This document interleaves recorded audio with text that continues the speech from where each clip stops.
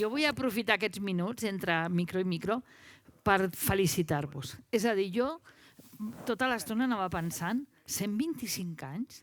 Quants nens, quants nois, quina influència té l'escola, vosaltres, l'Escola Pia de Terrassa, no només a Terrassa, sinó a l'entorn, al món.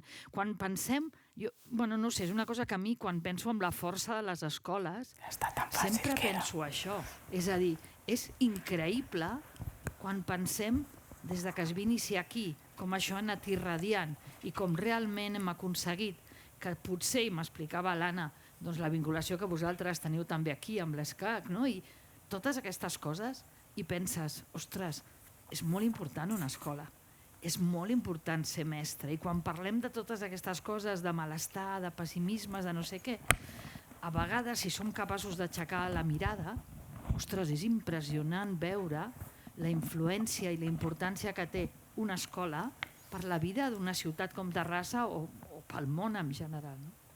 Bueno, aprofitava el micro. Molt bé. La Roser em renyarà perquè m'he avançat, però bueno, ja està, ja callo. Gràcies. Però us havia de felicitar. A veure, ara no funciona tampoc. Veure. No funciona? Veure. No sé si és tan curt. Ara sona. Està verd. Ara? Estàs arribant? Ara sí. Ara diu que Ara sí? Sí, ja. Perfecte. Bueno, jo crec que és una sort que després de l'Anna que ens ha dibuixat aquest marc de lideratge tenim aquí a la Coral i la Cristina que poden convertir l'experiència d'aquest lideratge que dueu a terme. I jo volia començar per preguntar-vos, és difícil perquè Anna ho has tocat tot i aleshores a veure per on entrem, però... Sí, perquè ho has tocat tot, Anna? Una capacitat de dir, ups! Però aleshores, una mica en aquesta transformació educativa que ja hem vist, que l'objectiu no és el canvi, sinó la millora de l'alumnat, vosaltres, des de la vostra experiència, liderant projectes d'innovació i transformació educativa, què destacaríeu de dir, escolta, tres línies que per mi han estat una mica allò de, quan fas canvis, tenir 3 punts de mira són importants, no? Jo penso que hi ha una gran qüestió quan ens plantegem canvis. La primera, que el canvi pel canvi no aporta res, i aquesta és una qüestió que crec que en el sistema educatiu hem de tenir-ho molt clar. El pèndol s'ha bellugat molt, i per tant aquesta idea que anem canviant de manera sistemàtica, per tant, atents amb el tema del canvi, però quan tu et proposes què vols fer de diferent, definir molt clar quin és el propòsit, que l'Anna ho comentaves fa un moment, amb la teva xerrada parlaves del propòsit, que era com molt important. I la idea també que sigui aquesta transformació, aquests canvis motivats almenys per 3 qüestions. Una, que hi hagi sobretot una millora en l'aprenentatge que ens ocupa. 2, tal qual ha dibuixat l'Anna el context social, que hi hagi equitat, apostar per l'equitat. I 3, i no menor tampoc, afavorir aquest benestar dels nostres alumnes, que de fet parlaves, l'última cita que apuntava l'Anna, segons l'OCDE, era les escoles saludables, segures, oi? I de més. Jo en tot cas faria aquesta aposta per aquests 3 aspectes així d'entrada. No sé, la Coral. Si em deixeu volar més amunt, a veure, jo crec que la primera cosa que ens hem de plantejar és per què es parla de transformació, de canvi, d'innovació. És a dir, això és el primer que ens hem de plantejar. I això ens ho hem de plantejar, i és veritat que una mica ho ha parlat l'Anna, una mica molt, però és claríssim, perquè el món ha canviat. És a dir, ara estem esgarrifats o atabalats pel tema de la IA. Però és que abans vosaltres sou molt joves, però quan va aparèixer internet, això va ser... Les coses ja no estaven als llibres, es podien buscar. Penseu que va ser d'entrada, igual que amb el tema de la IA, una negació total. Internet. El tema de la globalització i la immediatesa. La mateixa internet provoca que qualsevol bajanada que fa el tram a les seves hores de la tarda, nosaltres el primer que sentim al dematí és això. Una manera d'acceleració viventa que és molt esgarrifosa d'alguna manera, però és una realitat. Vivim en un món que és absolutament canviant i que realment ens sorprèn molt. I per altra banda hi ha alguna cosa que també és important, que jo crec que és la clau del canvi quan entrem amb el que tu has comentat, que és el tema de que nosaltres abans teníem molt clar que que el que havíem de fer és preparar els alumnes per a una societat estable i estanca, on les coses que se sabien servien per sempre, més o menys. Ara això no és veritat. És a dir, tota aquella història que heu sentit 1000 vegades de que els nostres fills i els nostres alumnes treballaran amb no sé quantes feines que no existeixen, no és una paranoia ni una al·lucinada, és una realitat. Si l'escola no és capaç de formar persones que estiguin preparades per aprendre al llarg de la vida, per estar adequades en una societat de canvi, per tenir uns valors molt arrelats que permetin que davant de totes les bajanades i estrès polític comencin, anem malament. Per tant, l'escola ha de canviar, perquè si no canviem, estem estafant els alumnes que tenim a l'escola, perquè els preparem per un món que no existeix. I per tant, el primer tema és per què ha de canviar l'escola. Per què tot el dia parlem de transformació, de canvi, de millora, d'innovació, que és una paraula esgarrifosa. I és perquè el món ha canviat, i ha canviat radicalment per canvis tecnològics, per canvis polítics terribles, per canvis socials, per canvis en escales de valors. I a partir d'aquí, què hem de fer nosaltres? Per mi, hi ha una cosa que és important, i és el que tu deies, és recuperar el que és essencial a l'escola. I l'essencial a l'escola, i si vosaltres penseu, si parléssim aquí, segur que hi ha antics alumnes d'aquí, d'Escola Pia, i tenim un temps limitat, i a més jo parlo molt, però si ara poséssim focus aquí, i us diguéssim què vau aprendre, què recordeu d'Escola Pia, de ser alumnes d'Escola Pia, no direu les integrals que em van explicar o els pronoms, no. Recordareu profes que us van animar. Quan hem vist 1000 vídeos del profe que més, i no hi ha cap profe que digui va explicar la Segona Guerra Mundial. No. El que marca i és essencial i és el que nosaltres no podem perdre com a escola i a més escoles com la vostra, escoles en general com tota la tradició educativa catalana, és reivindicar lo essencial, que és la formació de la persona. I això al final és el que d'alguna manera nosaltres hem de garantir que fem. I evidentment, sense perdre una cosa que és òbvia i tu l'has explicat molt bé, que és que al final les escoles estan perquè els alumnes aprenguin i aprenguin tots i bé i millor. I per tant aquí venen tots els canvis. En aquest sentit, l'altre dia quan fèiem una trucada per preparar la conversa, sortien, no? I tu comentaves de dir, escolta, cal parlar clar de desmuntar alguns mites, no? Perquè al fons, ara tu deies, hi ha ara un rerefons que sembla que hem de tornar enrere en lloc d'anar endavant, no? Quan la resta del món va endavant. Alguns mites que t'agradaria qüestionar i posar així? Bueno, jo penso, és a dir, estic completament d'acord amb el que diu la Coral, no? És a dir, la idea de la transformació, del canvi, és evident. Un canvi per adaptar-se al context social en el que estem, estem al segle XXI i ja hem esgotat el primer quart del segle. Per tant, és evident que hem de ser adaptatius en aquesta idea, però el que no podem de perdre mai de vista, i en aquest cas ja ho col·loco en un terreny molt, o sigui, en el terreny més directe que és el de l'escola, en el que és el procés d'aprendre dels nostres alumnes, desmitificaria una mica aquesta idea a vegades naïf, que l'aprenentatge, aprenem per ciència infusa, que el mestre observa, que el mestre acompanya, que bé que ens equivoquem i pot ser un lastre o pot ser no passa res. És a dir, hi ha tota una sèrie de qüestions que no són per nosaltres menors en aquest sentit. Llavors, hi ha una qüestió també molt clara i és que es necessiten tenir i tenim l'obligació a l'escola d'apostar perquè els nostres alumnes aprenguin o en tot cas nosaltres poder ajudar-los a consolidar les seves, per exemple, funcions executives, que és el prerequisit per poder aprendre. I aquestes a vegades han estat una mica denostades, és a dir, quines són les funcions executives? Quin paper hi té la memòria? La memòria, quina memòria ens va bé? La memòria de treball, la memòria a llarg termini, aquesta flexibilitat cognitiva, tot el que seria el teu control inhibitori, totes aquestes qüestions, algú no ha controlat.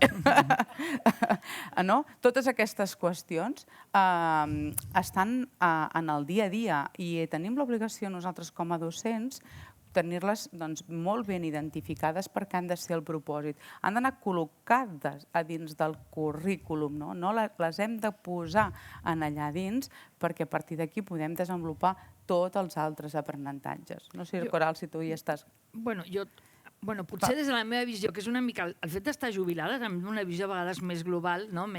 I llavors jo... A veure, un dels problemes que tenim, en general, en el sector educatiu, és que som de màxims i de mínims molt radicals. Per un procés, i això ho ha dit el Melana, per un procés poc reflexiu. Nosaltres veníem d'una idea que de sobte la vam denostar, que és el mestre explica i l'alumne que aprèn i el que no aprèn és igual. Del currículum encursetat, que era el que havíem de donar, he acabat el llibre. I quan el mestre deia he acabat el llibre, encara alguns ho diuen, ja havíem acabat les coses. D'aquí van passar al revés. És a dir, els nens aprenen sols, qualsevol cosa es pot improvisar, en realitat el mestre a l'aula, i és veritat, és un artista, i és veritat que és un artista, però ha de ser un artista amb formació, amb criteri, i com estava explicant l'Anna, la diapositiva no hi és ara, però formant aquest equip que realment asseguri que s'està treballant d'una manera coordinada. De fet, perdona, Coral, és un artista, com deia l'Anna, és un artesà. Sí, bueno, un artista, un artesà. El concepte d'artista, d'aquesta artesania, no? I és veritat que en qualsevol procés de transició passem moments de maximalismes, de tensions. I això ens ha fet, per exemple, el fet que qualsevol cosa s'hi val, la classe de primer A explica, jo què sé, matemàtiques d'una manera, la mestra de primer B, crec, jo vaig estar al grup de millora de tema de PISA, clar, quan comencen a analitzar, o sigui, que hi hagin escoles, que en una mateixa escola hi hagin 2 o 3 mètodes d'aprenentatge de lectoescritura sense criteri, és molt fort. O sigui, a veure, perdó, és una falta de responsabilitat de nosaltres com a equips directius i fins i tot d'aquesta anomenada si té alguna funció d'inspecció. És a dir, no pot ser. És a dir, nosaltres hem de garantir que si les escoles estan perquè els alumnes s'eduquin, perquè creixin, perquè tots puguin aprendre, nosaltres tenim una estructura formada, consolidada, un equip de persones que es formen, que estan formades i que tenen molt clares les coses per garantir que tota la infraestructura implica que els alumnes aprenen. I això, a vegades hem sigut, sí, molt naïfs. Estic d'acord amb tu. Hi ha una qüestió, perdona, Roser, que m'ha agradat molt, perquè no la sabia i ens l'has desvetllat tant, almenys si més no, a mi, i és aquest patrimoni de la humanitat, el vincle entre el mestre i l'alumne. I justament en l'escola, en el nostre cas, ho parlem molt i ho posem molt en valor, aquest vincle.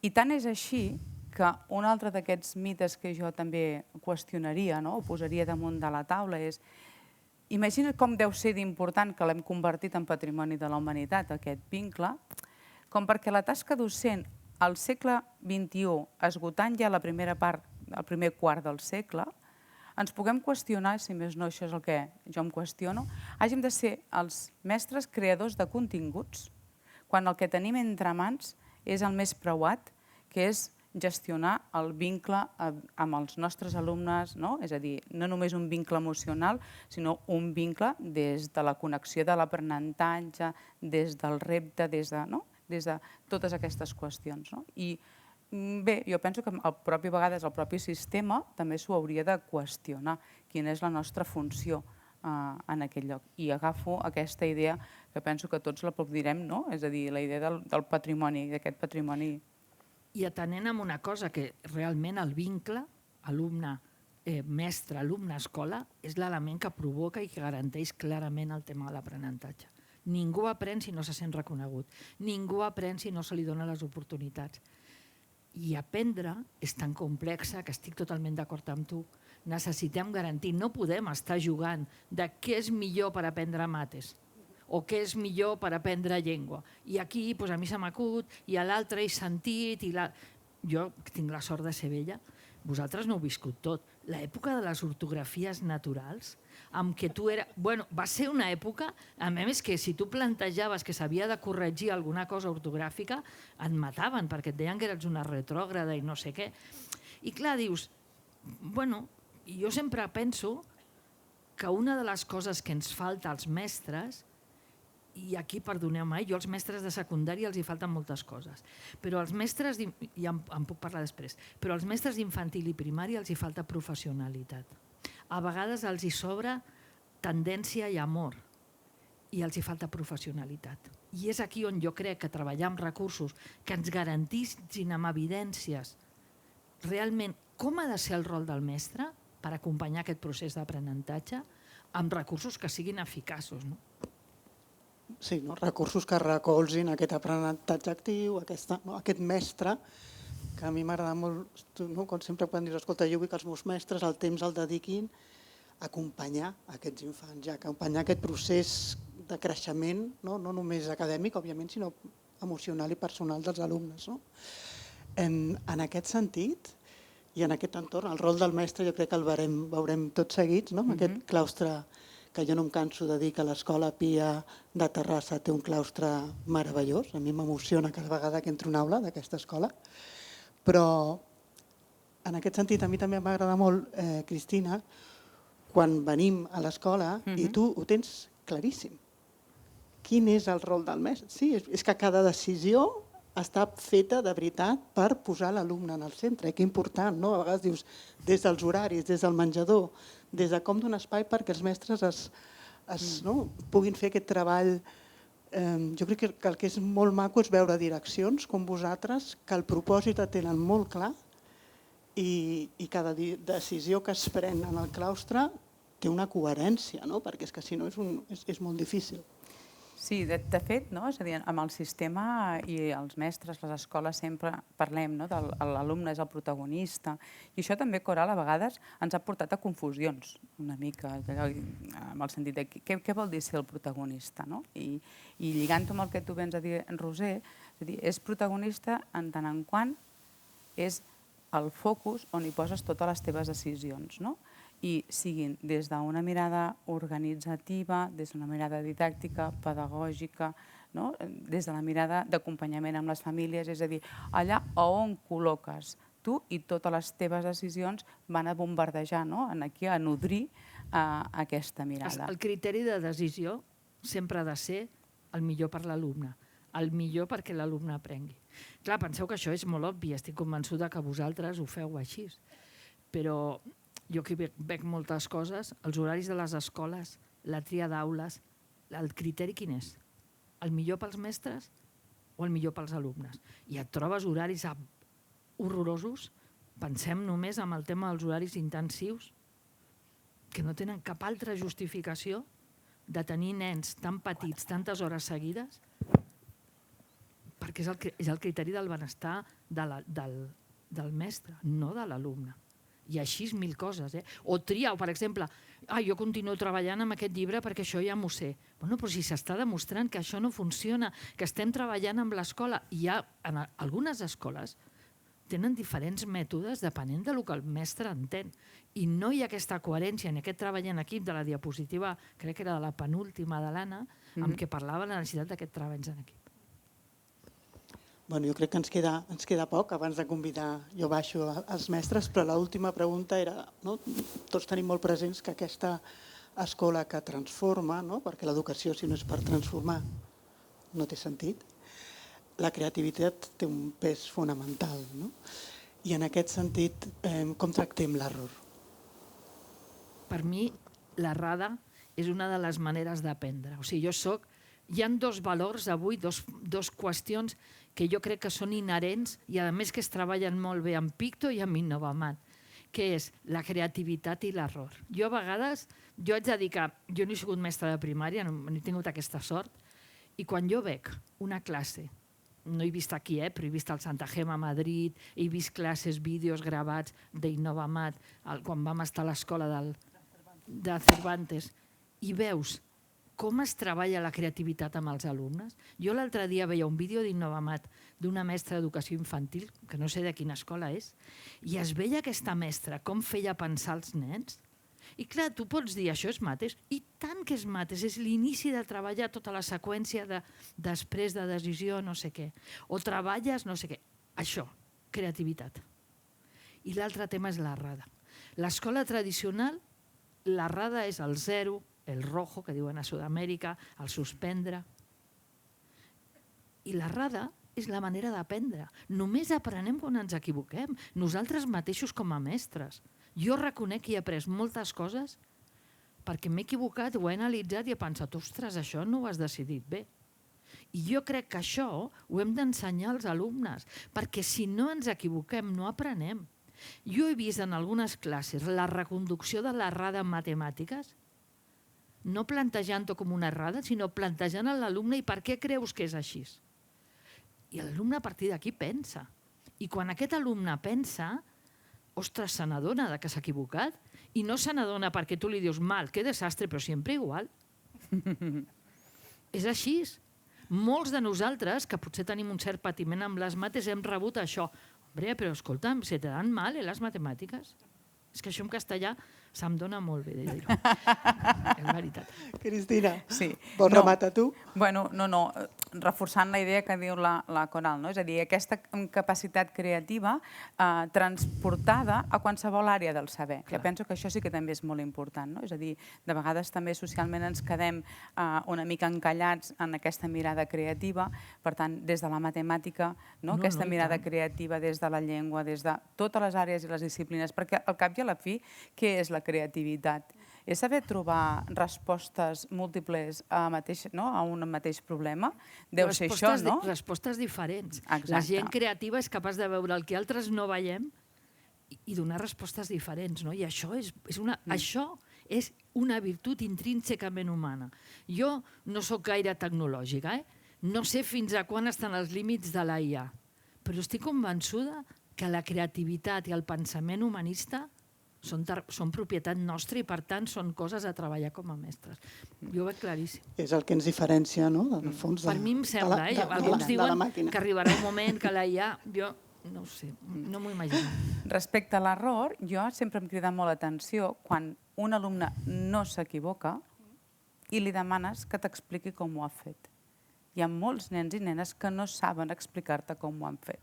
Està molt bé aquest exemple, m'agrada molt. I és el que et posa en valor de dir, doncs, coita, no? És a dir, l'encert no et dona garantia d'entendre el teu propi procés o de fer aquesta pròpia, realment, metacognició. M'agrada molt això que has dit. Com ho aprenc. I això ens passa. És a dir, quasi que a vegades és més estimulant pel mestre demanar algú que no s'equivoca i explica-m'ho. Jo ho he fet en algunes classes i quan són més petits i diuen per què m'ha sortit del cap? I què t'ha sortit? Aquesta capacitat d'estructurar el pensament. Com l'has estructurat? Com l'has seqüenciat? On està la planificació? Que això no deixen de ser les funcions executives que comentàvem. Que hem parlat abans, sí. Està molt bé. M'ha agradat molt aquesta idea de reflexionar el que no s'equivoca, perquè en realitat s'està equivocant molt més. Jo, per acabar, me'n recordo fa molts anys, quan començàvem amb la Picto, que nosaltres convidem els alumnes a estructurar una narració amb dibuixos.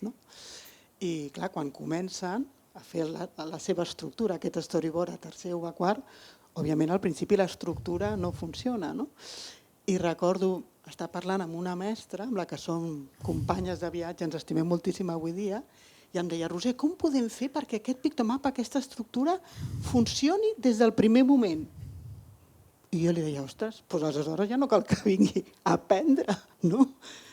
Aprenem perquè no funciona, reestructurem, canviem, movem la seqüència i al final sí que és maco. Jo crec que és molt maco posar-ho en la pràctica, amb el dia a dia, amb tot.